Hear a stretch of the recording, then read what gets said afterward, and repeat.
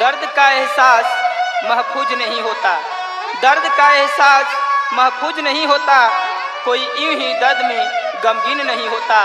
दुआ है उस खुदा का ऐ मेरे दोस्त, दुआ है उस खुदा का ऐ मेरे दोस्त, वरना मेरा भी मौत किसी पागल से कम नहीं होता, कम नहीं होता। Presented by Videshi Lal entertainment Balaji recording studio Jadavpur. संगीत से सजौले बानी हैप्पी बाबू। Presented by Videshi Lal entertainment Presented by Videshi Lal entertainment दिल के दावा कहीं मिले ना बाजार में,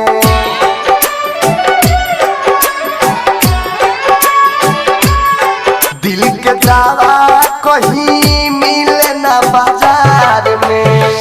कितना लोग मर गइल प्यार में, दिल के दावा कहीं मिले ना बाजार में।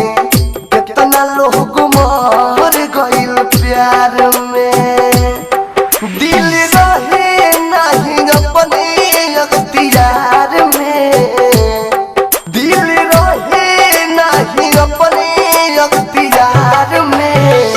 कितना लोग मर गइल प्यार में, दिल के दावा नहीं मिलेला बाजार में।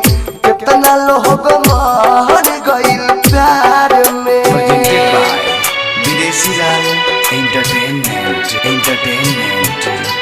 Balaji recording studio Jadavpur.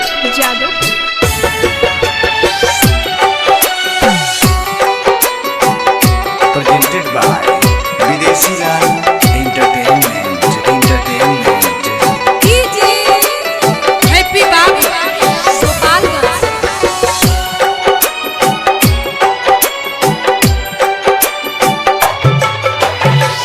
प्यार जाने होवे कौन चीज हो,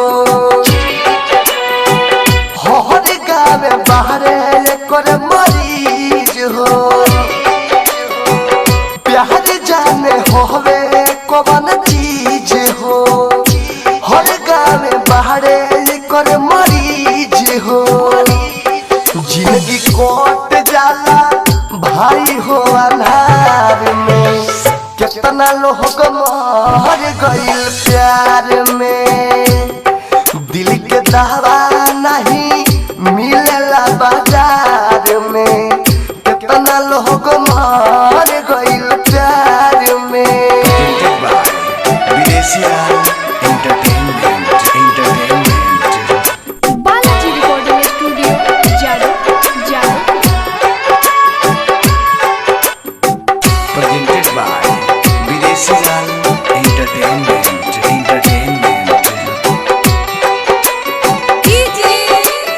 हैप्पी बाबू गोपालगंज।